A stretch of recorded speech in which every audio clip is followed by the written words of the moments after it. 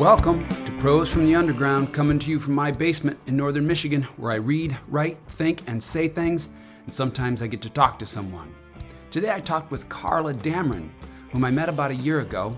I was reading for Black Lawrence Press in their consultation program, and Carla had sent in a novel manuscript that was plenty far along.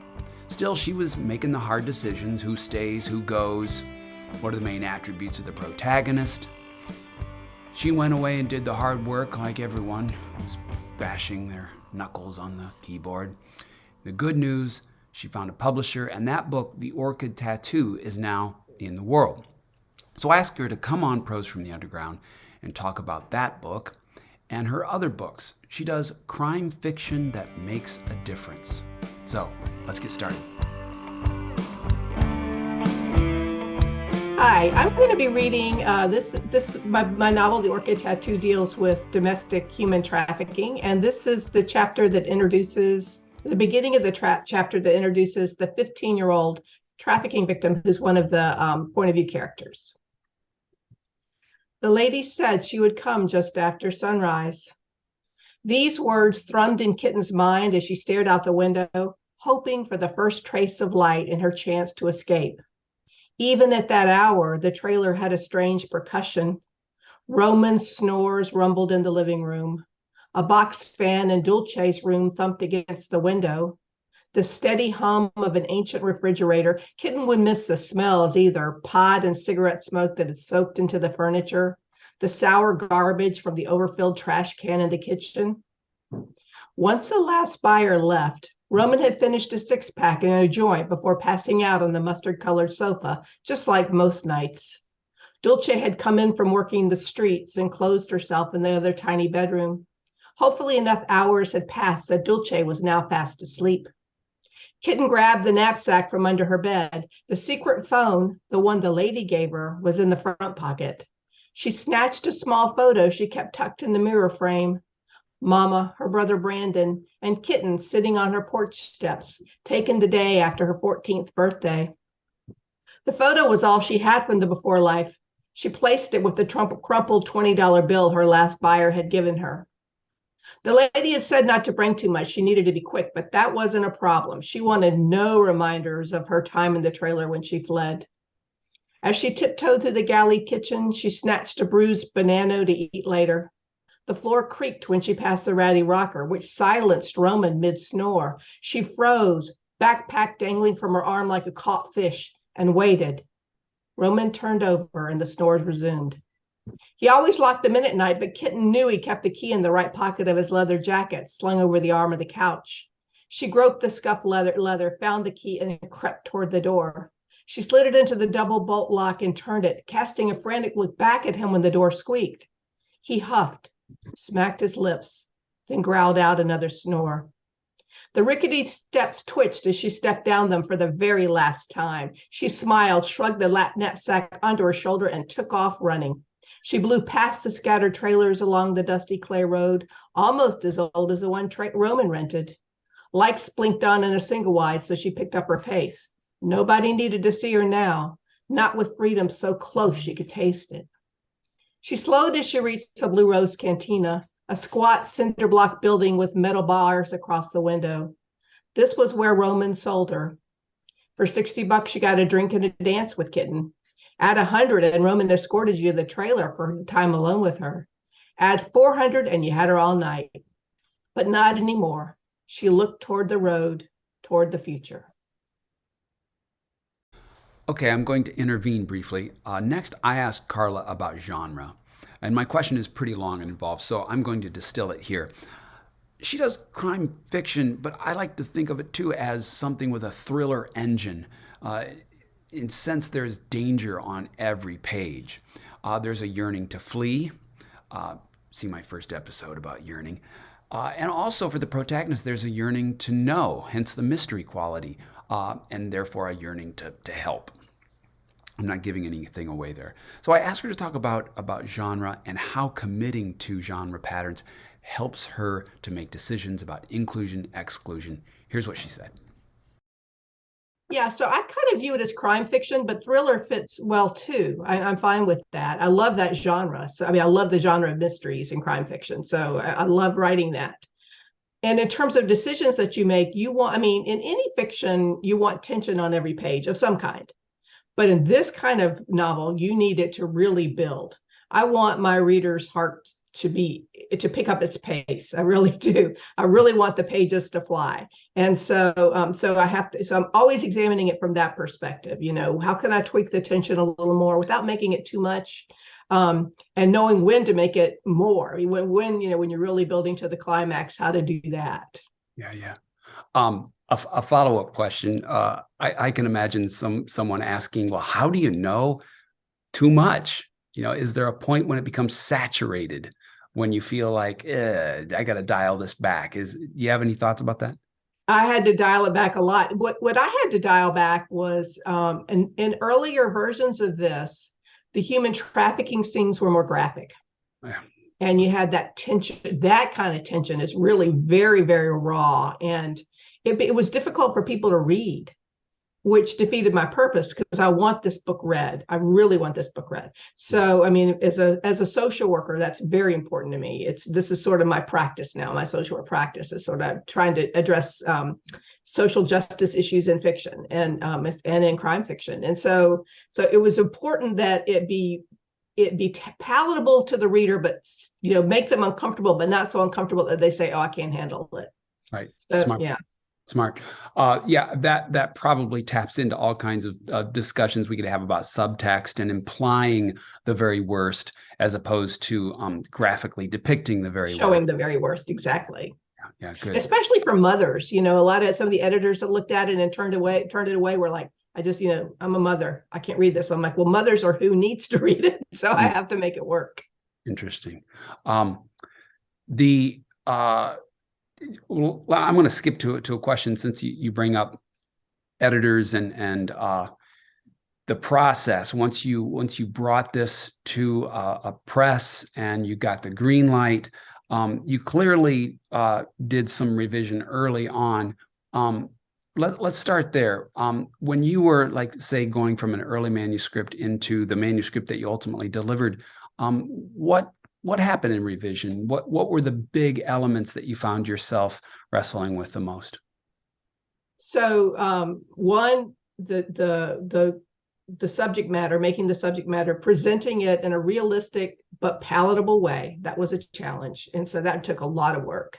And then the second thing was my protagonist, the woman that kind of solves the crime, Georgia Thayer, has mental illness. She hears voices. And there were people that found that to be too much. And so, and several suggest, I think you even suggested that maybe I just get rid of that part of her. And I couldn't do that because it was important to me. The crime fiction genre has not been nice to people that have mental illness. Mm-hmm. We tend to definitely, stereotype them and, they're serial killers and all that stuff, which isn't true, And so I wanted to have a protagonist that had a mental illness, but who is capable and working hard at her own recovery. And mental illness didn't define her. It was just part of who she was. So what I did was so she hears voices, but I toned that way down. Good. So Good. You don't see it. It's still there. It's a thread, but it's not a rope throughout the novel. And it becomes a pretty important plot point, especially later on. And people have really liked that. Okay. Because of her vulnerability. Okay, good. Yeah, I do remember that. And I remember saying it felt like it was competing for something really visceral that's going on around her. So yeah, you had to walk that line. You made the dangerous and brave decision to keep that element, but to thread it along with the plot. So bravo! I look forward to seeing how that happened. And all cards on the table. I read an early version. I have not yet read the version that's in the world, so I get to do that, and I look forward to making that happen. So what matters though is to listen to voices like yours. I don't necessarily do exactly what you say, but I listen to the concern and say, well, how can I adapt it? Good. And I'm a great believer in that.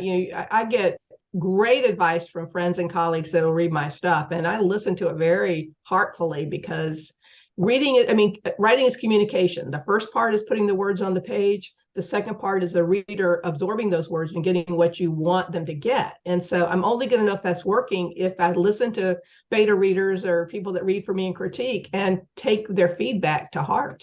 Yeah. So a quick follow-up question to that. So can you explain, once this got into the press's hands, were there tweaks? Were there major changes? And if you can tell us a little bit too about the process, how long that took. There were tweaks, some tweaks after the publisher got it, but it was in pretty good shape by then because it had a lot of eyes on it, and my agent had given me a lot of feedback. And so one big plot point that changed from the first couple of drafts. My agent had this idea of including a Jeffrey Epstein kind of thread in there, and so that was that I created a Jeffrey Epstein type world, and that became the major thing of the plot of the story. So, but that was her idea.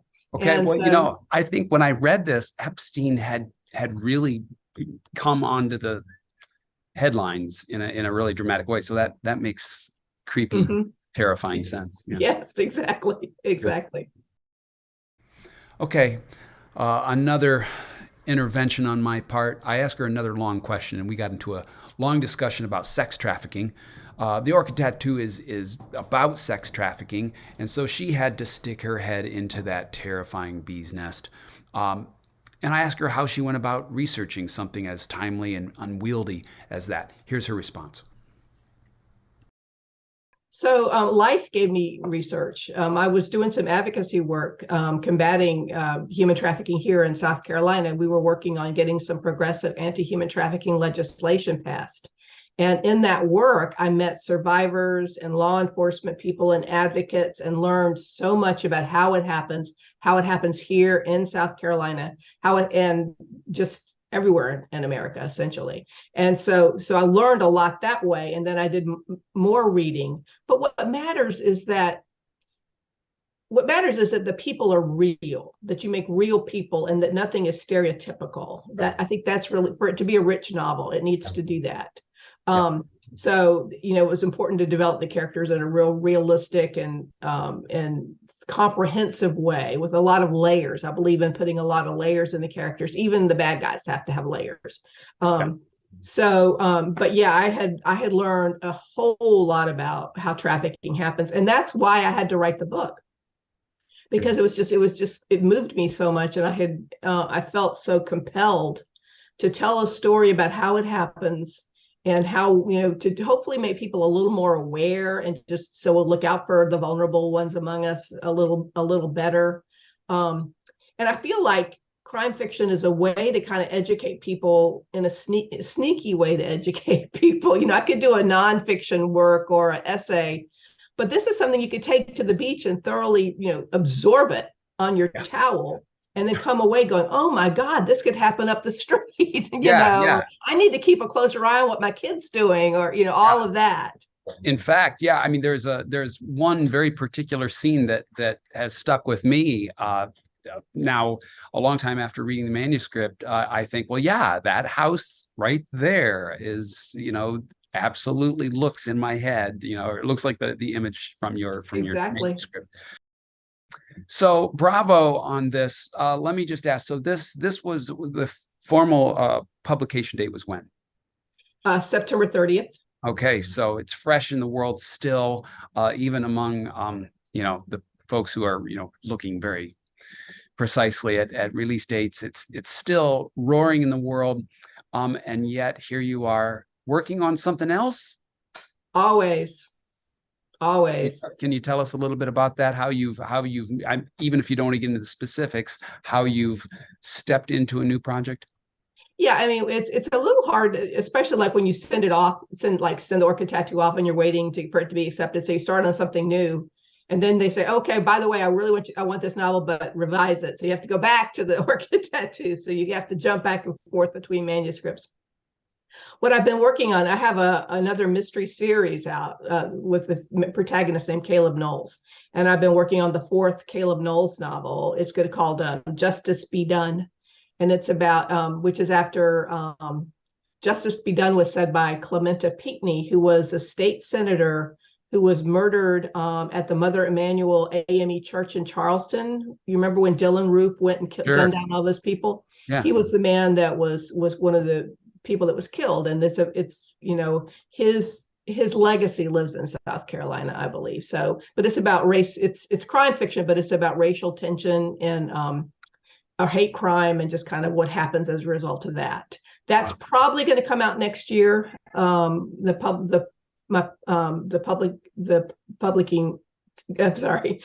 publication company that I've worked with before has accepted it, so that's probably going to come out next year. Wow, that's and then great. I just started drafting what I hope will be the sequel to The Orchid Tattoo.